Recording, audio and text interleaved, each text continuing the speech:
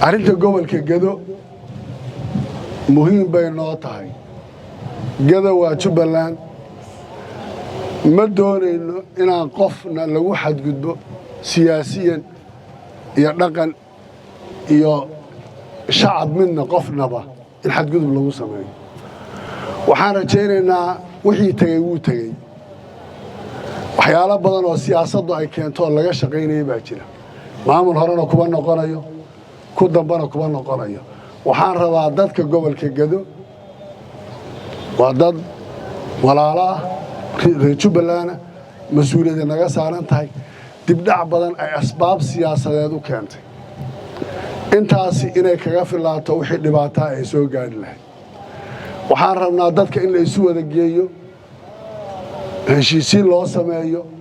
qofka dhaqanka lagu tixgeliyo ka maamulka maamul lagu tixgeliyo odayga odaynimadiisa lagu tixgeliyo culimada lagu tixgeliyo kuwa maanta joogay maamulada maamul gobol baan magacawnay waxaan rabnaa in la isugu yiraahdo mas'uuliyiintu ay wada tagaan dadka qof kasto qof wax ka tabanaya iyo wixii xal ee siyaasad u baahan kulligood in la xalliyo waxaan rabnaa kuwa maamulada ee maanta gobolka joogay